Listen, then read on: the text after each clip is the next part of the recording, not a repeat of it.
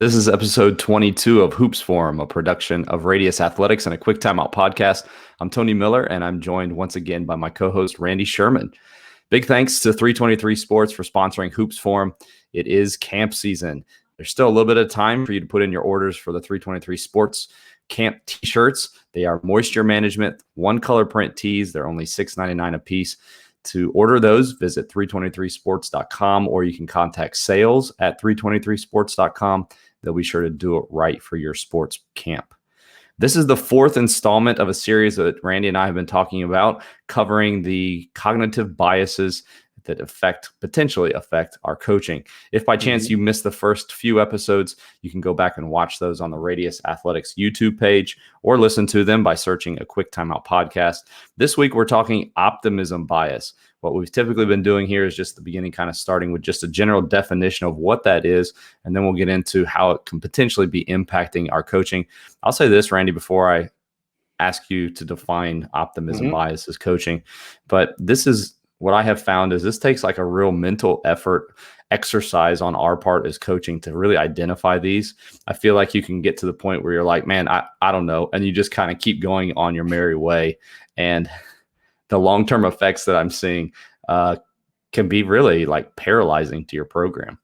Yeah, you got to want to study this stuff, and you have to want to become a more rational decision maker, and in order to get there, you kind of have to recognize some flaws and recognize some shortcomings and change is hard. Yeah.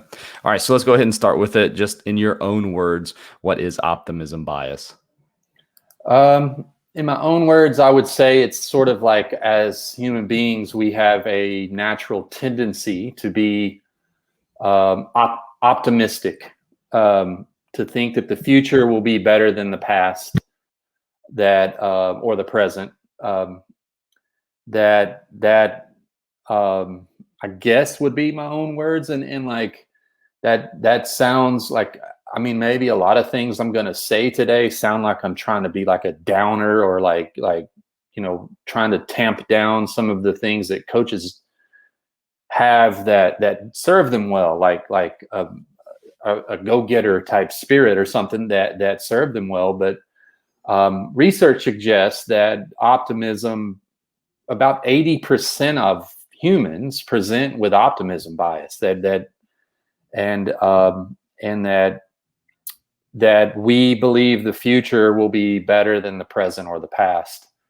And that's good. It serves us well in many respects. I think if as human species, we didn't think that way, we wouldn't have pushed ourselves forward and crawled out of the cave centuries and millenniums ago, to form better, advancements and things like that. But there's also some downsides to thinking that overly optimistic. So I guess those would be my explanation. The crux from the research I read around this when I prepared to write this article a few years ago, the real killer crux, the real I guess the defining point of where optimism bias really hits home, at least it hit home to me, was that we tend to overestimate the future when we feel like we have direct control over a situation. So that may be something we can talk about more today too. Yeah, I believe that you're basically we're created as hopeful individuals. And so there's that confident expectation that things will turn around, where it becomes a danger, which is the next part that I want to get into with you. Very simply for me, is when you feel like things are going to turn around without correcting anything, without making any adjustments to anything, or just with being blind to things that could potentially not allow you to have success.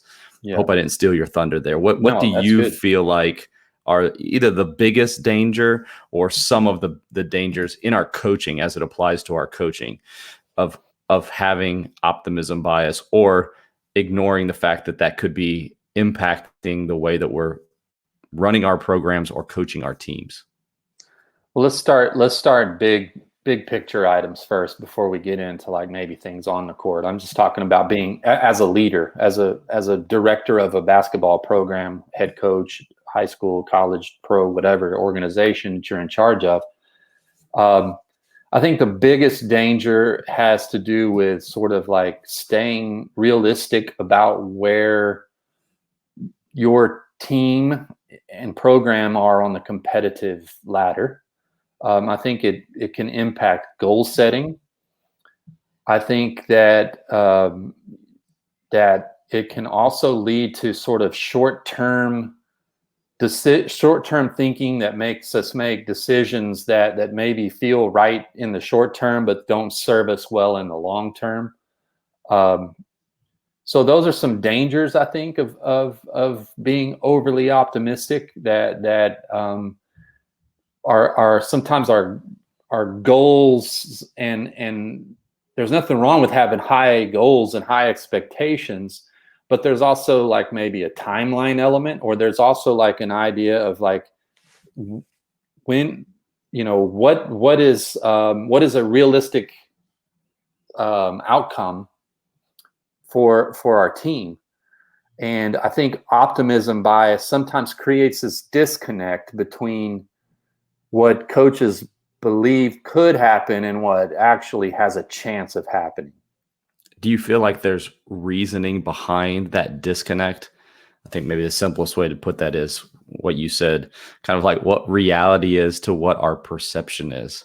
Yeah. Because again, that hopeful, I know things are going to change versus the reality, they're not. And it's like you said at the beginning, this isn't being a pessimist being versus, optimistic. Mm-hmm. This is really accounting for factors, like you said. Mm-hmm. What's actually going to happen? Why is there that disconnect between reality and perception? Well, I think based on the research I read, and it's what really hit home to me in my work and reflecting on my own experiences, plus my work with coaches in my mentoring program, is that killer detail that's mentioned is that when we feel like we're in control of the situation, or is pertinent to us, we tend to be optimistic. In fact, the research suggests that when we look at someone else, we're quite accurate about predictability, making predictions. Let me give you some real world maybe examples. So like, let's say it's that Instagram moment where you just got on your knee and asked your future wife, will you marry me? Right?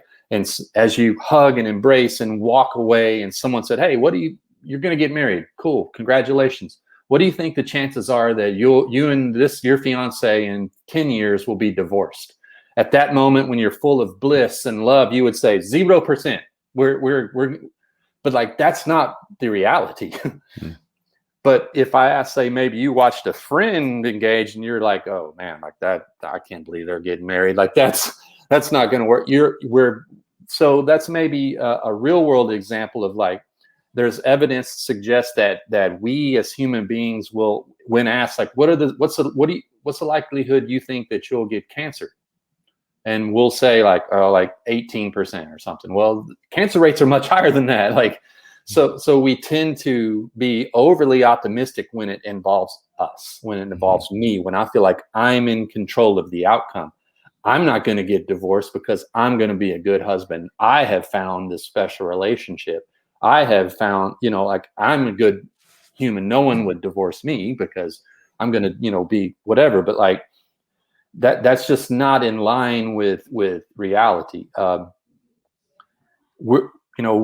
talked to coaches before who maybe we'll talk about like a coaching change or something, like a coach is going to, like a prominent coach in the pros or college, like takes a different job. And this same coach who's maybe he's a coach, and we're talking about a coaching move, and says, oh, that'll be a good move. It'll take him a little while to get it going, but once he does, that'll be a good move, right? But then I'm talking to this same coach in my one-on-one mentoring with him, and he's in the first or second year of a program, and he's just pulling his hair out like why aren't we winning? I got it. Like, well, you just said it's going to take Nick freaking Saban a couple years to get it going. So but we're able to recognize it will take someone else, but not us. Yeah. Yeah. Because I'm in control of that. Like I'm going to do that, you know? Yeah. So, the biggest danger, kept hitting home to me was, and in the work I do with coaches, I try to walk a fine line between being like downer and like, hey coach, you know, but I also don't want to be too cheerleader either. Like you know, so like what I have to help coaches do is realize how to be realistic in your estimations of your team. There's nothing wrong with that. That's to me, that will help you set more accurate and attainable earmarks for where you in your progress as a program. For those who can't see this, they're listening to this on audio. Let me pull this up because the example that you just kind of gave, I'd like to dive a little bit deeper into it. Mm-hmm. It's the idea that, you know, my program is this, it's going to be this, and we're going to achieve it. We're going to achieve it next year. We're going to achieve this right away. And again, just starting with what are we realistic about this? Give the example that you've correlated with this picture here, and talk us through how you would work with one of your coaches to help them have real, you know, actual expectations versus what they would hope for, and avoid optimism bias. Yeah. So first, let me say this particular bias we're talking about, when I wrote this article, I think it was like June of 2018. So about this time 3 years ago. The you know, off season is in full swing, and it's preparation for next year, and that's the conversations that I'm hearing and listening to, is like everything about the future, next season, not the current one, next season. So that's probably why this popped up as an idea this time of year. But what you see on the screen, if you're able to see the screen and not listening, is a graphic that basically I thought of like categories to put teams in, and the box sizes matter. That's about proportionate to the amount of teams out there in your league or in the basketball universe. The box sizes matter. Like there's probably about as many super elite teams as there is, you know, it's almost like a bell curve, right? So most teams are just okay. Some are terrible, some are elite. That's a small group on either end of the spectrum. Most are just somewhere in the middle between bad, average, and good. So I did an experiment, Tony. It was after this article, reading this research and writing the article, where anonymously through a Google form, where all the coaches I work with could submit to me during this time of year. Maybe it was a few months from now, maybe more like August, September, but you know, predict your team's record for the upcoming season, win-loss record. What do you think your record will be? I'm the only person that's going to see it. They don't have to like blow sunshine for their fans or their players. It's just me. I'm the only person who's going to see it. I'm not sharing the data. Even the participants, you know, aren't seeing other participants. I tried to control for all that so I could get the best, most honest prognostication from the coaches I work with. So they submitted Google Forms. I just kept the data, and then fast forward 5 or 6 months later, the season's over, and I just started looking back. And Tony, let me tell you, coaches were not bad, not terrible, but whatever's worse than terrible, at like awful, terrible, whatever term you can think of at this, and it was to the optimistic side. Meaning I had people saying they were going to be 18-6 and they were like 4-20. Like literally that far off. Like, so that's when I knew that, like, okay, like we got to talk about this. I've got to be here for you as a coach, because we've got a wide disconnect, and it was happening.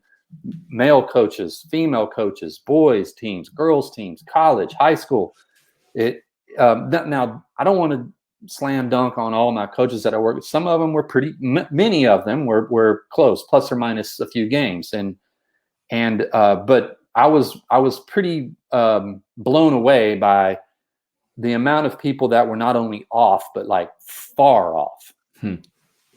So, and again, I don't think this experiment would like pass scientific rigor. It was, but just anecdotal, maybe a little stronger than that, but because I did try to like control for some variables where I felt like I was getting honesty. But like when I talked to a few coaches about like what I saw, what reminded me of this article I wrote of like, I thought we would blank, or I thought we would I thought we would get better at this, or even what I would call some magical thinking of like an example might be, well, I didn't know when you asked me that, I didn't know some of my starters were going to get hurt or something. Well, like you you know that the Dallas Cowboys are going to lose some starters, and Chris Paul didn't play too. So like, why wouldn't that happen to you? Right. Why wouldn't that happen to you? And it's like this optimism bias, this bias to when we think about the future, we tend to overestimate how good it will be. Yeah. It's not my opinion. That's research-based fact, So I'm assuming most coaches are thinking, okay, so how do I avoid this? What's the solution to this outside of just not being so optimistic? Before we get into that, though, because we've talked bigger picture, like how my team's going to do, this also shows up in our tactics as well, correct? Sure. Absolutely. Can you give some examples so that we can, again, I feel like awareness is a lot of ways to just avoid these biases. How do these from time to time show up in our actual coaching tactics? Well, again, let's refer back to the definition of that. It's this disconnect between we think things will go better than they do. So let's start a little bit smaller than the big picture, but still zooming in, yet still of like we tend to practice in perfect world conditions, like 5-on-0 or dummy defense or something like that. And that gives us like, oh, wow, look how good sharp our offense looks, but like we're going to be good. Like this is going to really work. And then you go against live bullets, a live opponent, and it's not there. What did you expect? You're playing against a team that wants to win also, and they're not there to cooperate with you and to make things go well. They're there to disrupt, and they're there to impact the outcome through their efforts, right? So I see it all the time. I'll be talking through some diagrams with coaches, and I'm like, okay, what happens? Let me show you what I'm thinking about running. Okay, well, what would happen if you can't make that pass? Or I hadn't thought about that. Like, oh, well, these are things you need to think of. Like we need to make. So I think sometimes when we get too intricate as coaches, we're practicing optimism bias. Like we think we'll be able to do all these intricate things without them being disrupted, and we need to be thinking in terms of how to make what we do on the court more robust and less fragile, So therefore we have we don't go into thinking like falsely thinking that like, oh, things are going to go great. This has looked great. We need to kind of be prepared for things to go badly. As you talked, yeah, and as you talked, the thing that came to my mind is what we have been prone to do a lot of times in our coaching for the decades is we create these perfect environments, or we as coaches want these perfect environments. And even the drill setup, how we set up a drill, if we go 5-on-0 and a 3-on-0, it's the old why certain kids look incredible in practice when there's not any defense against them. We're not really preparing them for the potential of what if the defense does this, or what if this happens. And so that we almost create in ourselves and in our players this optimistic bias. Well, this is going to work out perfectly. And then when it doesn't, you probably fall prey to outcome bias, which we won't go through that again. But yeah, that was last week. But, oh man, this worked really well. Or, oh, this didn't work well.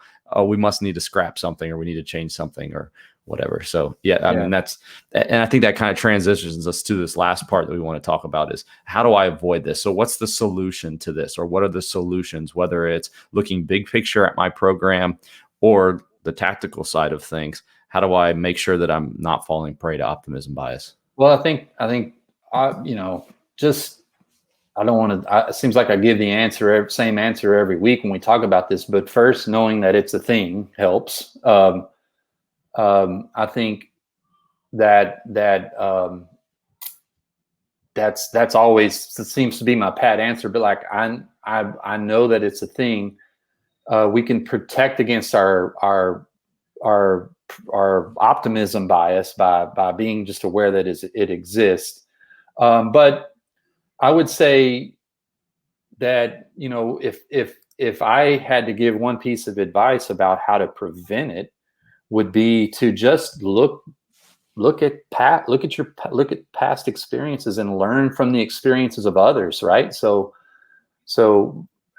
why would you, if maybe you're a head coach who's taken over a new program, you've been a head coach before, you remember those formative years of when you took over the program, you changed jobs or something, like, this is going to be hard, or you're able to observe it in another coach who's like, that's a good coach, I know him to be a good coach, and he changed jobs, or he's working with this team and they're not doing that well. Like that's information that you can use too. Mm-hmm. Like you can use that so I would say reflect back on your own experiences of how things didn't go perfectly or went different than expected, and make plans accordingly for whatever endeavor you're taking on now. Because the killer thing that I keep mentioning is when we think we're quite accurate about it, when we're able to estimate someone else. Like, I read research on this about they asked people to like NFL fans, like to estimate how good their team will be, and then how good, like, say maybe their team's like rival will be. Data suggests that there was a huge disconnect. So like people tended to overestimate. Like, I'm a Cowboys fan. Like I live in Dallas. I'm a Cowboys fan. So lived here forever. So if you ask, I'm aware of this, so I might do a better job than most. But like, if you ask the average Cowboy, 10 wins. Well, maybe not, maybe 8. But I've never heard of an NFL team finishing below 8-8, according to their fans.